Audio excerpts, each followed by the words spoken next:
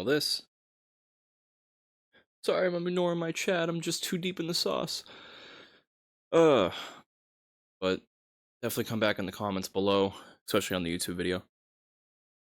And I can certainly respond to any questions or anything really much more readily than stream, especially when I get lost in the sauce. Oh, that's what happens when I get focused. So,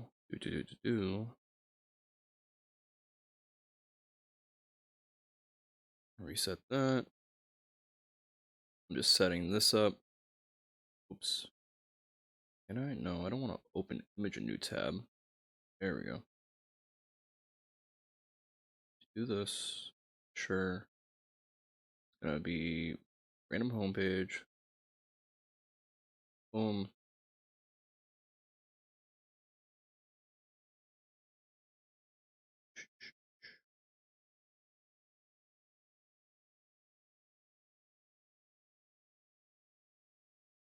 Alright, I'll work on that soon. 3012 shit. So, this is mapping ego. Check out the last stream. I'm also going to post it on YouTube. But regardless, we're going over now mapping out ego in the simplest terms and how we measure both ego and character relative to someone's consciousness and intelligence.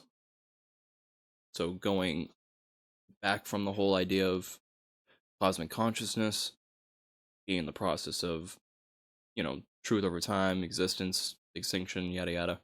Check out the previous videos prior, but the formulation of consciousness and going back and mapping out the different connections that make up the individual, or whether it's, an object that you're analyzing, because this could be used in that sense, or the individual person, someone's mindset, how someone thinks, based on, how much you know about the person for one, but typically the person, if their faculties of remembering things, if their mind works properly, if they have a true sense of humility and understanding, how well that person can understand themselves, their ability of self-reflection, as well as understanding the level of ignorance someone may have. All these different qualities and factors of the individual can be mapped out and much more easily understood, instead of using superego and ID and different factors going into ego and character. So a little different. But anyways, why does it say I'm offline? Lies. There we go.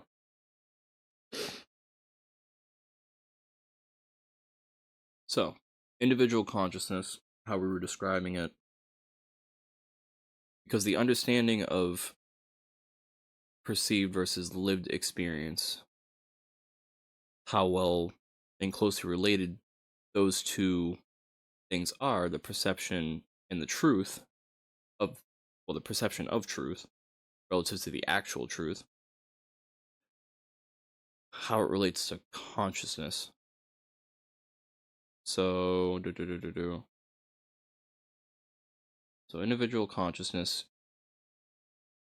equals the abilities,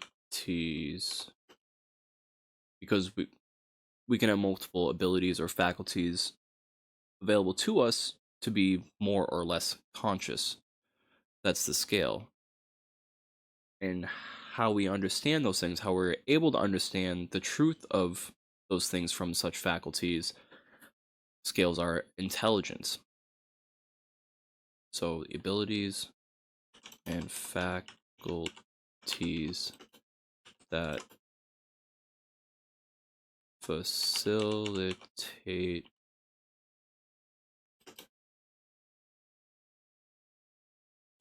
understanding of truth of reality.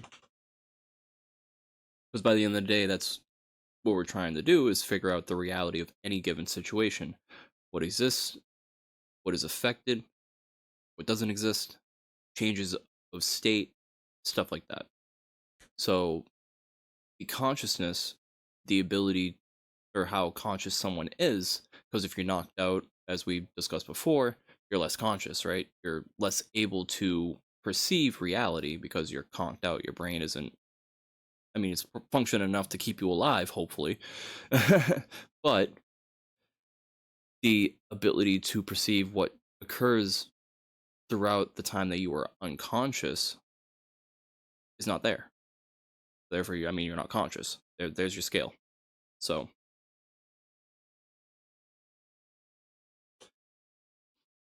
understanding truth of reality or how related or well, how equal the perceived and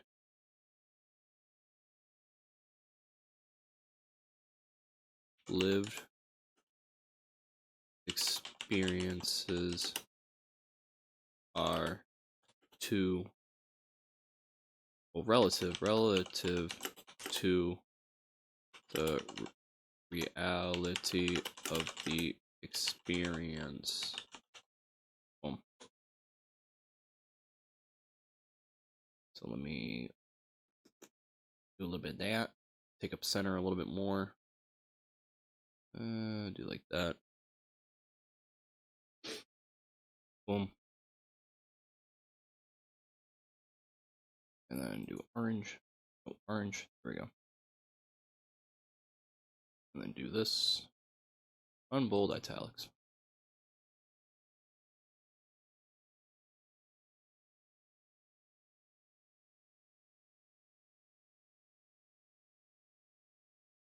New. Vent that. Can do this a little bit more. Doesn't do much for me. A little bit on that end. Cool. There we go. I like that. Screws this up over there. Do that. Need more room for that. Fine. Or all right, I'll get away with that. So individual consciousness, the scale, we can do, I mean, from 0 to 100, you do a percentage scale, right?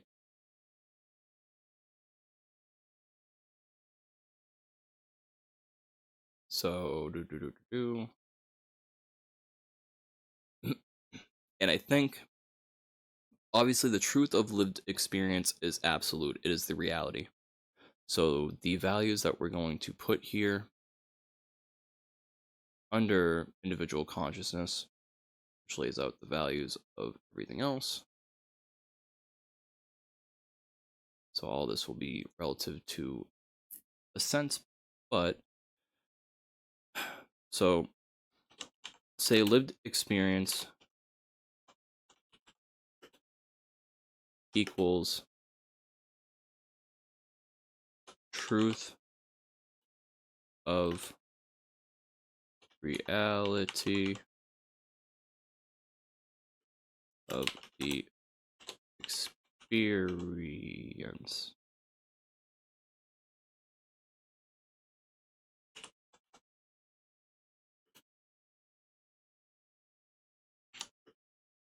So, I mean, even if you don't live through the experience, I mean, someone else or something else might. And just like, the whole idea of if a bear takes a shit in the woods, would anyone be there to smell it?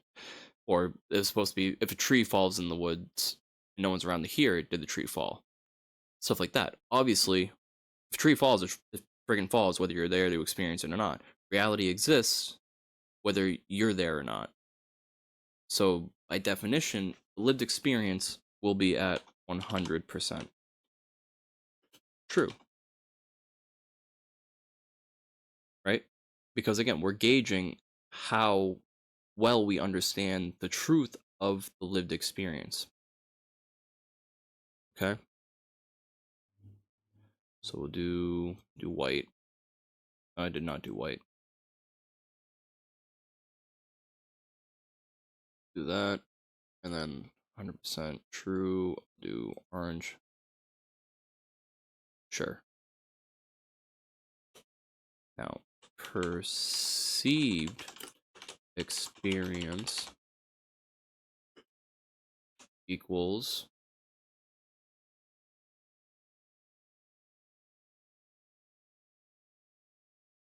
and clearly this isn't going to be able to go over 100% of the lived experience, because your perceived experience is going to depend clearly on how well you understand the truth of the lived experience, the truth of the reality itself. That is the maximum. So you can 100% understand a lived experience to every single nuance if you take enough time to understand the truth of that experience and are able to, like, say, if you're investigating a crime and you have video evidence, it's a lot easier to perceive that and to understand the truths of a lived experience that occurred in reality. Whereas if you don't have video proof, it's harder to do such. You have to rely on witness testimony and you have to parse that information, and therefore the perceived experience is less. There's a possibility of being less able to understand the truth of the lived experience. So,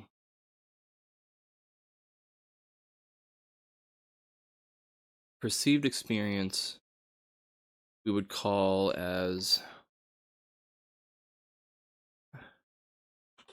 the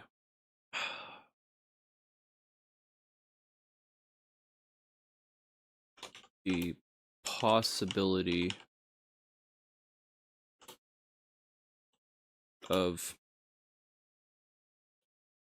true understanding.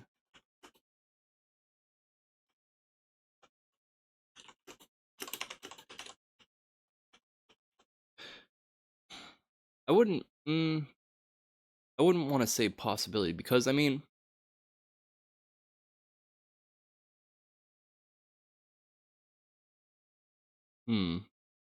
maybe.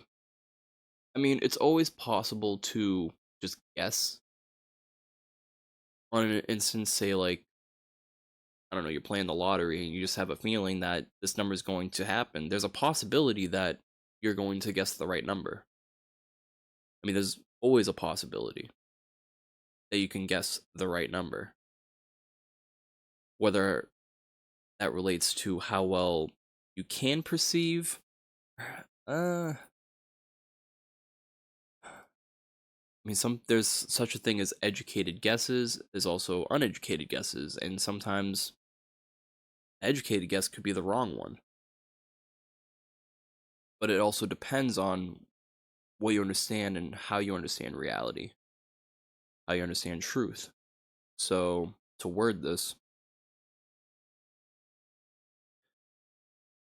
my screen just keeps blanking.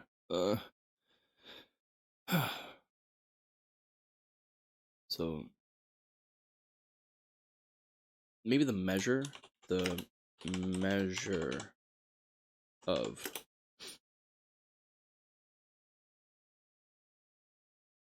well, it's probability. Hmm.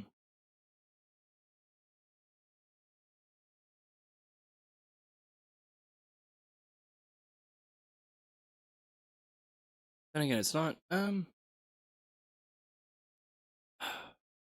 wouldn't say it's out of the realm of possibility to understand, again, things that we don't truly experience, because it's just like the same idea that we understand or try to understand the Big Bang and the Big Freeze. So we're not able to experience those things, but we can have a good guess. Hey, thank you, thank you.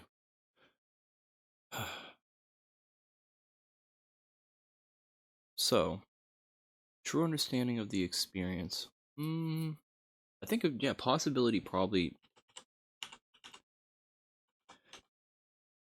because again, the perception is the factor that changes that possibility, that directly affects that possibility of true understanding of the experience. But even if you don't perceive an experience, I mean, based off what you've experienced in reality, right? Based on your history, based on the processes that you come to understand, you can still imagine and guess based on the things that you've experienced within existence. So, this could be equal to a description being 100% true of the lived experience and a true understanding. Again, because, oh man, bot's bad. Bad bot. Go away. How do I make you go away?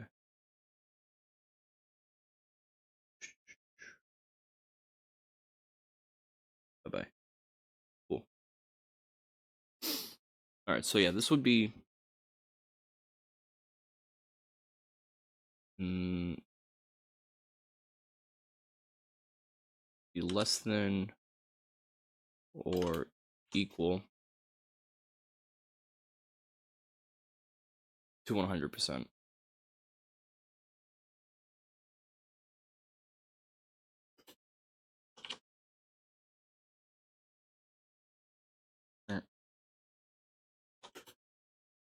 True understanding.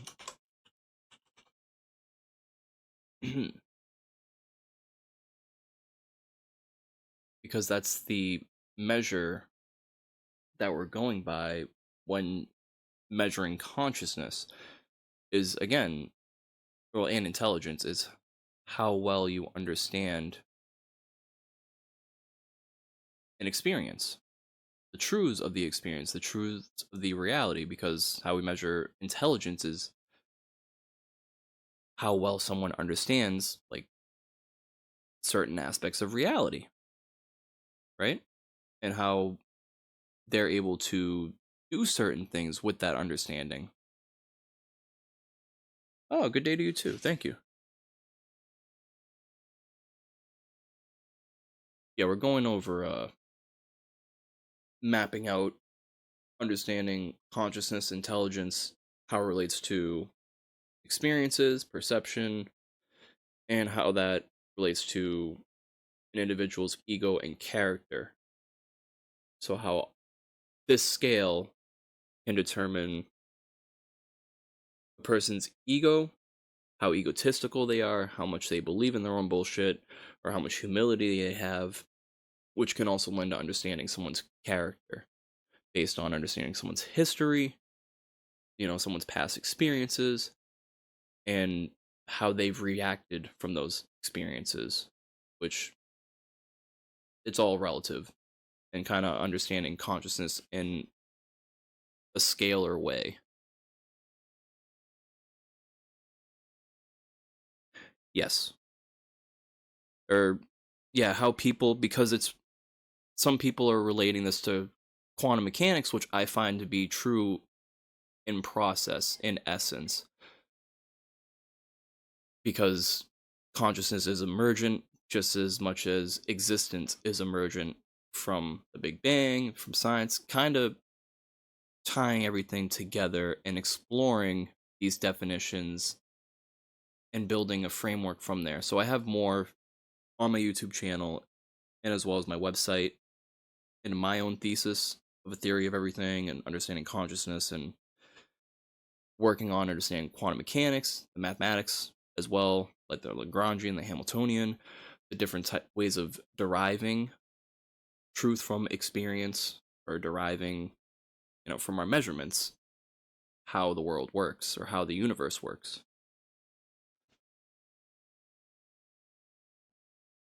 So this is exploring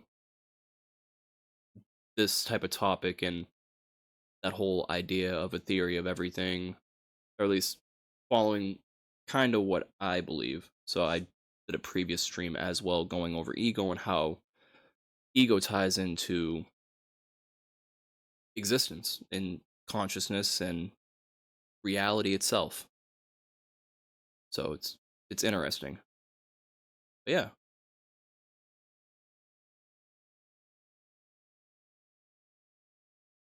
Anyways, now we have individual consciousness as a measure of the abilities and faculties that facilitate understanding of truth of reality.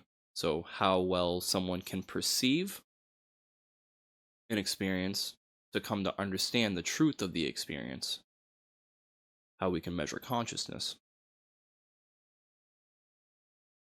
Now, there's also individual intelligence,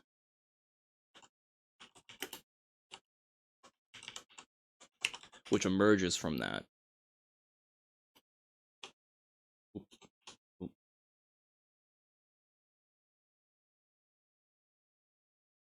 Because like we were just going over, how well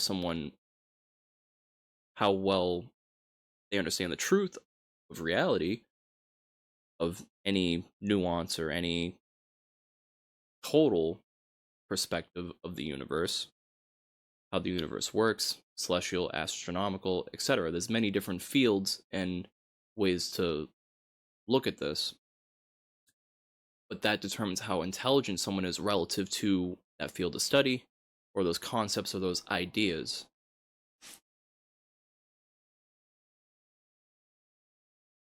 So, individual, boom, get that blue. And that will be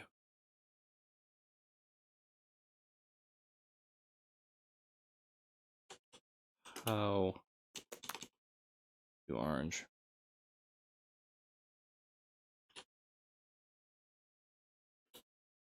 The relationship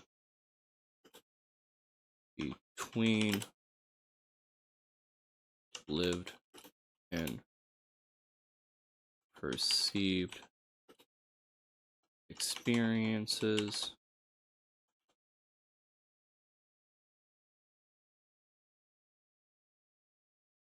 to break that down a little bit further.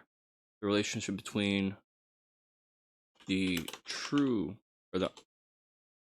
true understanding, because we're trying to take out the whole delusion, the whole possibilities of deviation due to imagination, due to your own ego or your own character.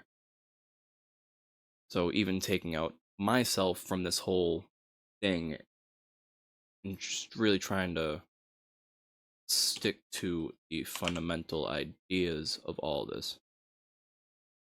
Understanding of, there we go.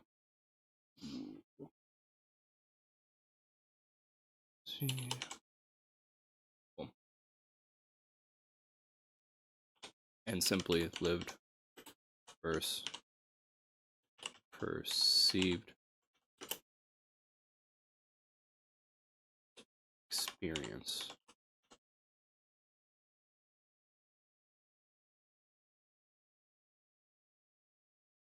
Like that measure that we have below.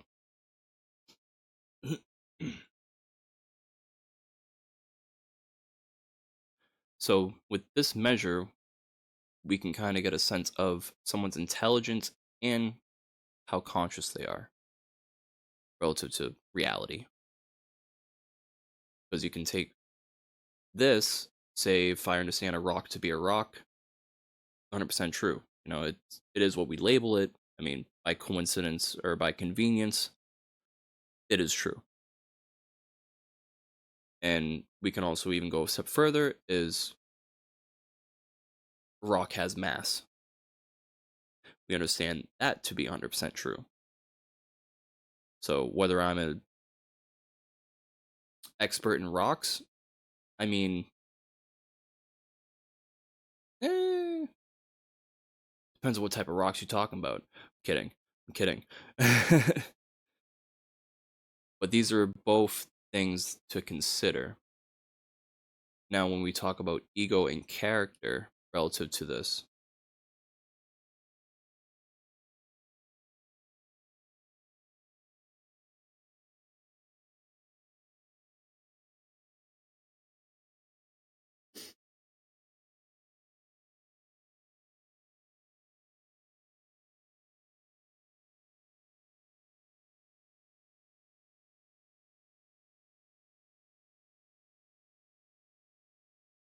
I'm gonna have to head out soon. God damn it. Uh,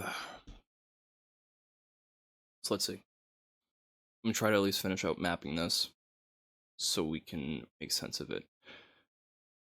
So character depends on how well we can preserve understanding over time, because character will dictate someone's actions, and character is based on, what they understand from someone's experiences. So character being based off someone's experiences, or how well they understand lived and perceived experiences. And a lived experience can even be considered as you watching someone else's experience of observation. So character depends on, do a little minus here, or just a point, whatever. Depends on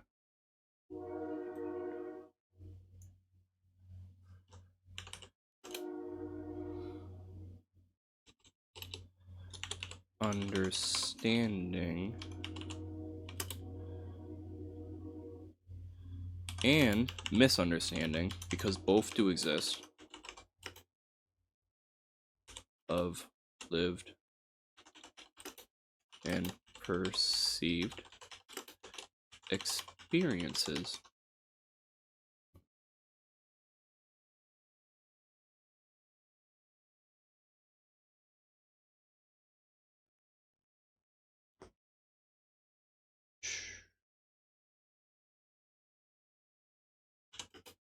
And character can,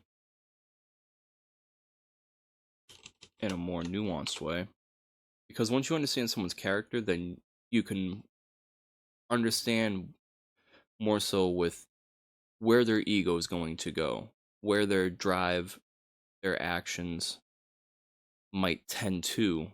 You know, I mean, a lot of this has to do with the idea of prejudice in a sense, but more so true prejudice from true understanding.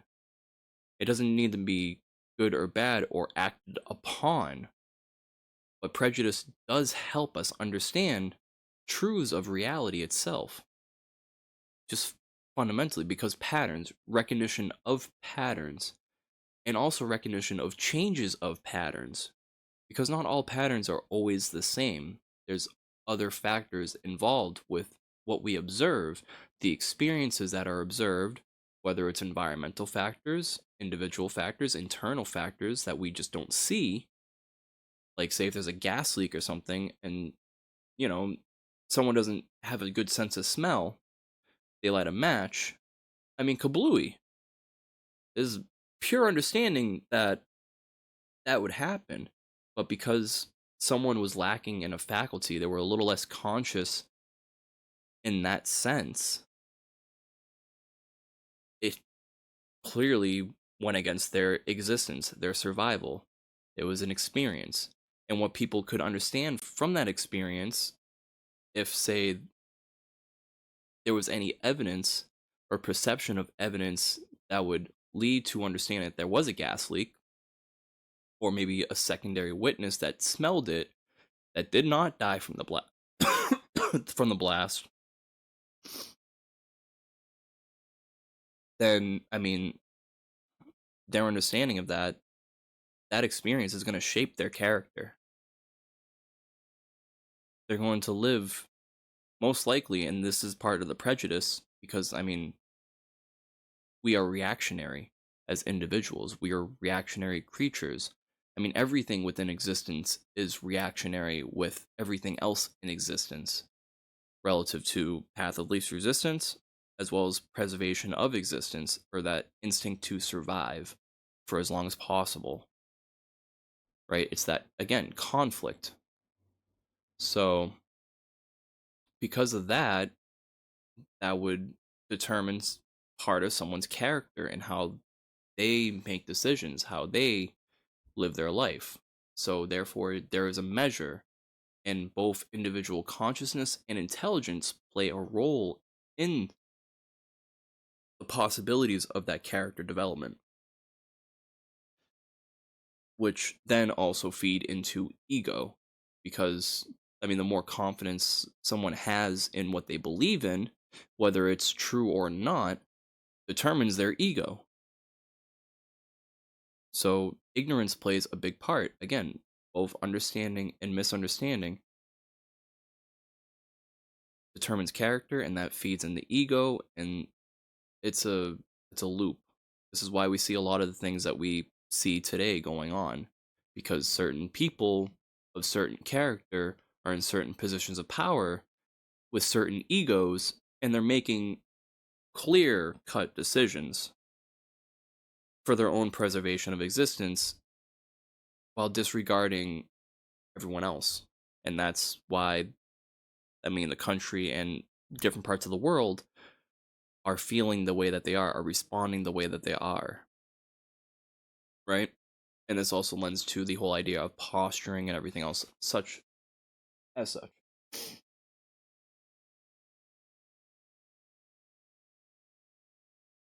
So I have about 15 minutes left.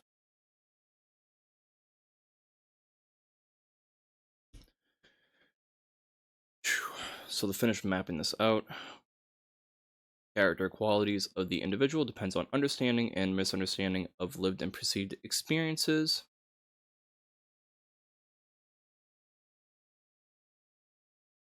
Of the individual.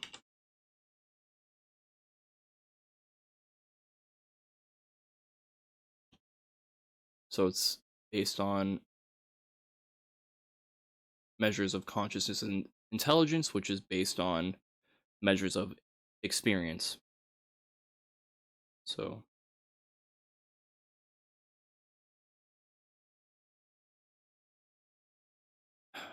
might want to dare say consciousness versus intelligence. Because again, from the grand scheme of this whole idea of everything is conscious, suggesting that, again, the universe is itself a cosmic consciousness in process, just fundamentally as it exists over time, that is the 100%. That is when an instance, in every instance of time itself, where lived experience and perceived experience is at 100% at all times, is the only exception to, well, not even exception, it is fortified by this rule. Absolutely. Because the universe just doesn't disappear. It just doesn't cease to exist, whether we exist in it or not. It doesn't matter. So that, similar in scale, individual consciousness, total consciousness, total understanding, 100%, max value. Intelligence can be 100% or less, because that's measured in how well we understand consciousness, which therefore also lends to understanding reality, existence, and everything else, the flow of time, everything, literally everything. So, consciousness versus intelligence. And another little curveball for this whole idea. Say, analyzing the universe as a cosmic consciousness, right? It is the only thing that could possibly know what happens next. It is the only thing that is one to one absolutely true in reality and tangibility in existence and in form as we live through it, as it is just inherent to its existence itself. because of quanta, because of atoms, because of molecules, because of all the things that we've been studying for centuries.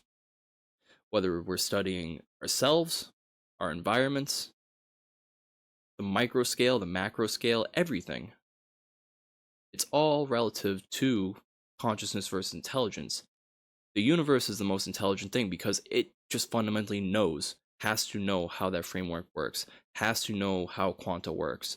It doesn't, we can call it dark matter, we can call it dark energy, we can call it whatever, we can call it flippity bop. It doesn't matter. It just exists. It is the only thing that is all knowing, omnipotent, omnipotent is the universe. The whole idea of tying God as an individual to the universe falls alongside this whole understanding as well. But God isn't a person of free will. It is a thing of absolute. It just exists, and it breaks down over time until it's nothing, and then until there's no actions left, until the vacuum of space itself is realized as nothing. True entropy is reached, the vacuum breaks, and the only thing that can happen, the only one thing that can happen is everything collapses in on itself. That is it.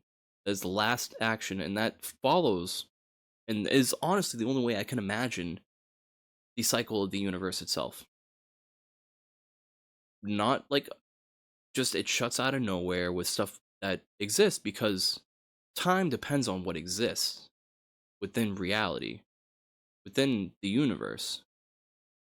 Without nothing, then nothing exists. There is no time to pass. There's just nothing left.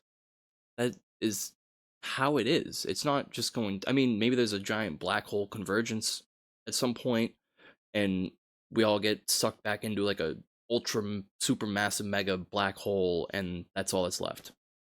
But even as we observe, black holes emit particles over time. They make up more space. They also lend to the acceleration of space as more and more black holes exist, as more of them converge, as we witness within this year, two black holes converging and making a bigger black hole, a bigger singularity, because all that density of reactions, of actions and interactions that we collectively have not come to understand yet. I understand it in this way. But to put aside that ego, the whole idea of the singularity existing, that the laws of physics are at an inverse in some way, has helped us, as Stephen Hawking has showed, and as more and more discoveries have kind of bolstered his understanding of black holes, that it's all built off interactions within a point of space-time going toward the singularity. It's an ultra dense event, and that helps to lend to the creation of black holes itself. But as we see, it emits radiation at a certain rate depending on how much mass density the black hole is. So, all kind of relative. And I go over a couple of these ideas as well in past videos. So let's see. 10 more minutes. So, I'm comfortable leaving this as is. I mean, with that logic, as we're mapping this out, we're really solidifying all of this together. So lastly, ego. To measure ego based off this,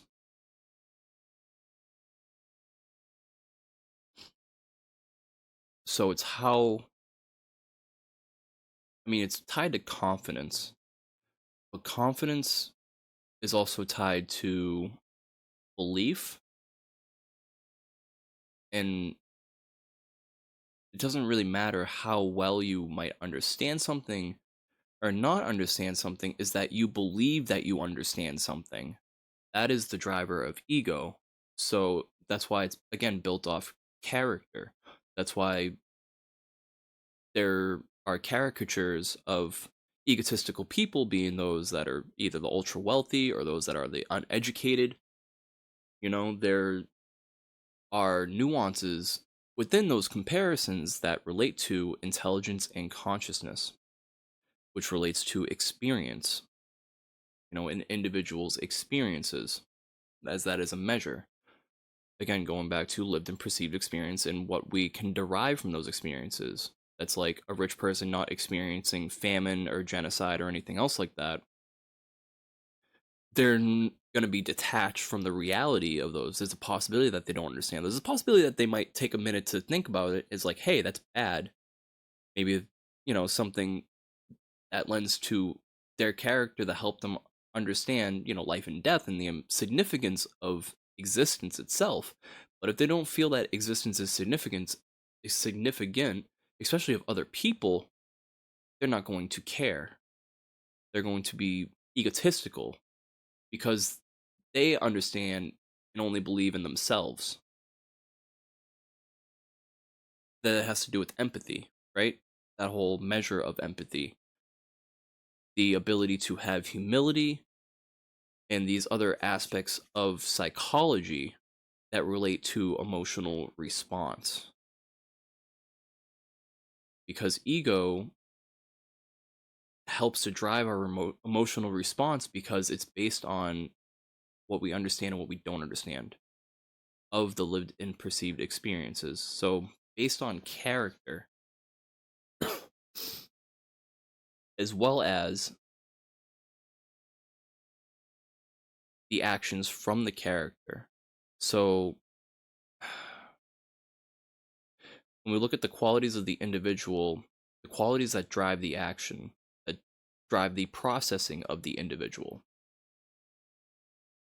Now, how do I word this?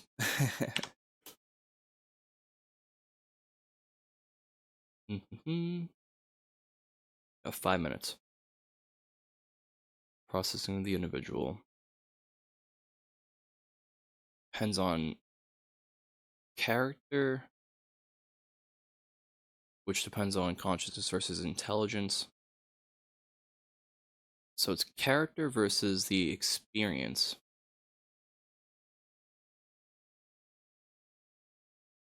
Because someone's ego can shape how they experience something, right? How they perceive an experience, regardless of whether it's lived through or not. So this aids to feedback into the perceived percentage, which ties into this. It is cyclical in nature, which is accidentally by design of this, I suppose. Because we start with the experience. I mean, even the same thing with someone being born, that is an experience.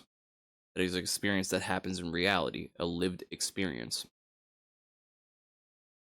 Whether or not someone perceives the birth, I mean, just like same questions that we have with the birth of Jesus Christ, right? It's relative to that as well. So, and as we see with like ultra evangelists and like people that are super Zionists, very into beliefs and religion that get caught up in that because again we're limited by the amount of time that we exist through. We have to process information over time in order to understand it. The more time we take to process experiences, the more possible it is to understand those things, like truly understand those things.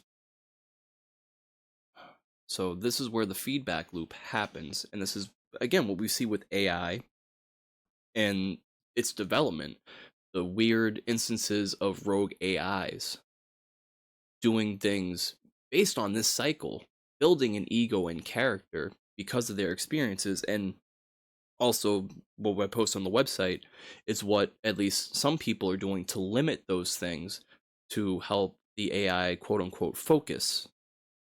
So it focuses on ego and character, but also focuses on what its intended, well, what the creator's intended purpose is. So, I mean, by the end of the day, when it all converges, especially when we get the quantum systems to be able to analyze this sort of flow, to have self-reflection, because this is where we can get self-reflection by understanding these things. Because without, like, with a break in this chain, ignorance exists in some capacity. Whether you understand your own character, your own experiences, what made you, what built you, right? Which is based on how conscious you are and how intelligent you are. Again, as human beings, we are more conscious and compatible, I guess, more intelligent than other animals. That leads to be another example. And that allows for ego to occur. So, I might get back to this, but I think that's a good enough description for now because unfortunately I have to go. But when I can figure out the measure for ego, I'll post it and we'll have this as well added onto the website. So if you enjoy the lecture, thank you. Like, comment, sub, whatever, follow. Anything helps.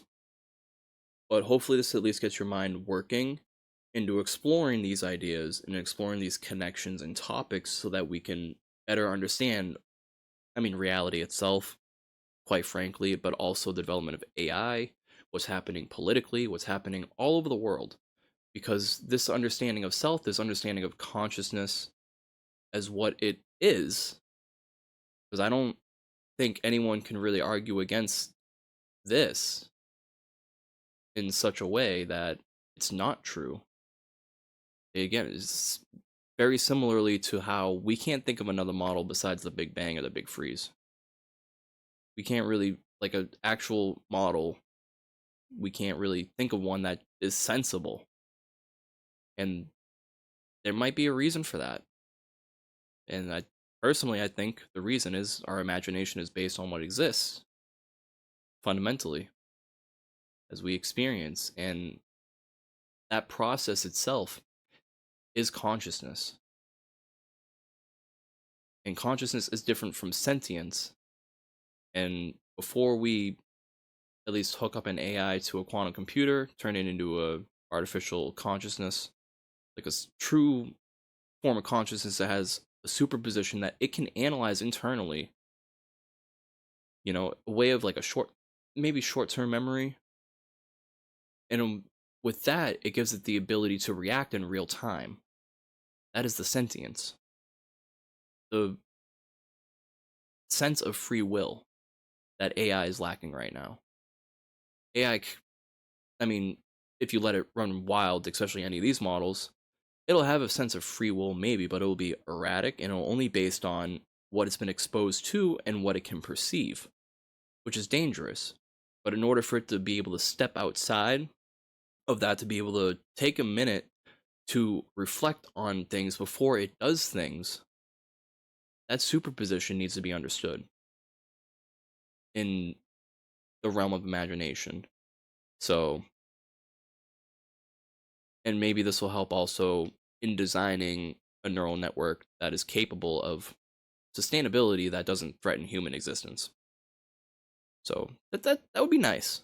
But until next time, hopefully you find it interesting. This is Spark saying peace.